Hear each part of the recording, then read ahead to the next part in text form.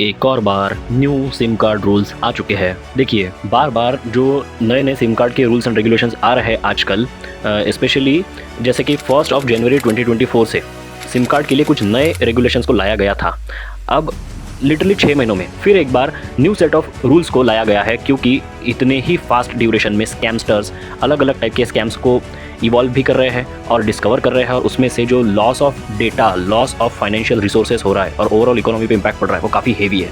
तो इसीलिए नए सिम कार्ड रूल्स आ चुके हैं, जिसमें जो हमारा ट्राई है, मतलब TRAI, telecom regulatory authority of India, उन्होंने यहाँ पर कुछ रूल्स लाए। तो देखते हैं क्या है ये। तो देखिए, यहाँ पर जो मोबाइल नंबर पोर्टेबिलिटी का रूल है, उसको ट्राई ने मॉडिफाई करने के लिए ये रूल्स लाए हैं। इसका पर्पस ये है कि जो सिम स्वैप फ्रॉड होता था, सिम स्वैप फ्रॉड, इसके बारे में बताता हूँ मैं आपको आगे। इसको यहाँ पर रोकने के लिए पर्टिकुलरली ये रेगुलेशन को लाया गया है।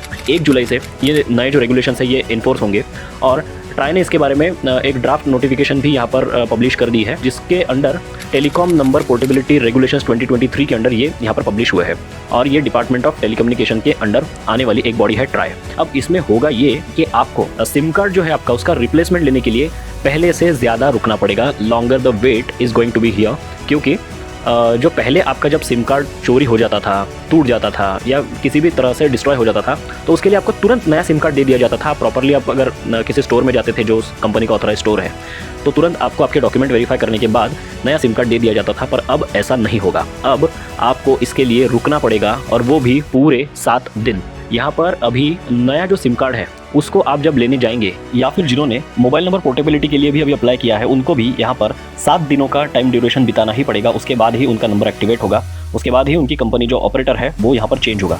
लेकिन इतना सब ट्राई ने किया क्यों है? तो एक्चुअली हमारे कंट्री में एक सिम स्वैप फ्रॉड या फिर क्लोनिंग, ये जो एक कॉन्सेप्ट है ना, ये यहाँ पर देखने को मिलता है। आपने कई बार देखा होगा, कभी आपसे कोई OTP मांगकर या फिर कभी कोई लिंक शेयर करके उस पर क्लिक करने को कहा जाता है, जिसके करने के बाद आपका बैंक अकाउंट जो आपके सिम कार्ड से लिंक था वो ड्रेन हो जाता है। तो ये फाइनेंशियल फ्रॉड्स अब काफ़ी कॉमन हो चुके हैं और ऑलमोस्ट सभी को ये पता चल चुके हैं। और जो स्कैमस्टर्स हैं वो काफ़ी स्मार्ट है और वो काफ़ी इनोवेटिव भी है। वो नए नए टेक्निक्स को लाते रहते हैं। उन्होंने यहाँ पर ये किया है कि वो अभी सिम स्वैप को यूज़ करते हैं, मतलब सिम को क्लोन कर लेते हैं। कैसे? वो आपको कॉल करेंगे या किसी और तरीके से आपको रीच आउट करेंगे, और उसके थ्रू वो आपके पर्सनल डिटेल्स, जैसे आपका मोबाइल नंबर उनके पास है, आपका बैंक डिटेल, आपके एड्रेसेस, फिजिकल एड्रेस आपका, ये सब वो ले लेंगे। और उसके बाद वो एज यू आपकी आइडेंटिटी लेकर वो आपके जो मोबाइल सर्विस ऑपरेटर है, जो सिम कार्ड की आपकी कंपनी है, उसके ऑफिस में जाएंगे, और वहाँ जाकर उनके स्टोर में आपके नाम पर एक नया सिम कार्ड वहाँ पर मांगेंगे। वो ये यहाँ पर रीज़न देंगे कि आपका सिम कार्ड चोरी हो चुका है, ख़राब हो चुका है या कुछ हो चुका है उसमें। उनके पास में उसके सारे डॉक्यूमेंट्स भी होंगे, क्योंकि उन्होंने आप ही से डिटेल्स लिए थे। वो डिटेल्स वो वहाँ पर फर्निश करके एक नया सिम कार्ड ले लेंगे, अपने फ़ोन में उसे यूज़ करेंगे, और आप ही के एक मोबाइल नंबर पर अब पैरेलली 2 सिम कार्ड्स ऑपरेटिव है। और जब आपका सिम कार्ड उनके फ़ोन में ऑपरेटिव है, तो अब आपके OTPs भी वहाँ जाएंगे, और सारे के सारे बैंकिंग डिटेल्स से लेकर पूरे कॉन्टैक्ट्स वहाँ पहुँच जाएंगे, जिसके थ्रू आइदर आपके रिलेटिव्स, फ्रेंड्स एंड फैमिलीज़ को किसी टाइप से आपको फाइनेंशियल इमरजेंसी आ चुकी है ऐसे SMS करके उनसे पैसे लिए जाएंगे, या फिर आपके बैंक अकाउंट में से पैसे विड्रॉ कर लिए जाएंगे उनके थ्रू। ये होता है सिम स्वैपिंग या फिर सिम क्लोनिंग। तो इस चीज़ को पर्टिकुलरली रोकने के लिए यहाँ पर ये न्यू रेगुलेशंस को लाया गया है। तो ये जो रूल्स है, ये जिस बॉडी ने यहाँ पर पब्लिश किए हैं वो है try, telecom regulatory authority of India, जो कि मिनिस्ट्री ऑफ टेलीकॉम के अंडर आती है, और ये इसका एस्टैब्लिशमेंट 1997 में हुआ है। ठीक है। अब ट्राई में एक चेयरपर्सन और मैक्सिमम 2 फुल टाइम मेंबर्स और 2 पार्ट टाइम मेंबर्स होते हैं। ट्राई का बेसिक फंक्शन है इंडिया में टेलीकॉम सर्विसेज को रेगुलेट करना, जैसे टैरिफ फिक्स करना और ऑल्टर करना, एंड क्वालिटी ऑफ सर्विस को हमेशा इंश्योर करना। देखा होगा ना आपने न्यूज़ में वगैरह कि जो बीच बीच में कॉल ड्रॉप का वगैरह बहुत सारा प्रॉब्लम हो रहा था, कंप्लेंट्स आ रही थी, तो उसके बाद ट्राई ने कुछ गाइडलाइंस एंड पेनल्टीज इशू किए थे टेलीकॉम ऑपरेटर्स के लिए कि अगर कॉल ड्रॉप होता है तो उनको एक पर्टिकुलर फ्रीक्वेंसी रीच करने के बाद में पेनल्टी लगेगी। तो इसी तरह से ये बीच बीच में ट्राई हमेशा न्यूज़ में आपको देखने को मिलता है।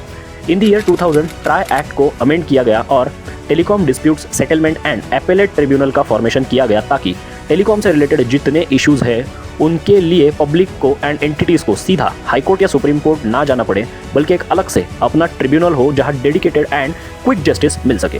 तो ये ट्राई के बारे में काफ़ी इंपॉर्टेंट इन्फॉर्मेशन है, जिसे आप बिल्कुल भी अवॉइड ना कीजिएगा।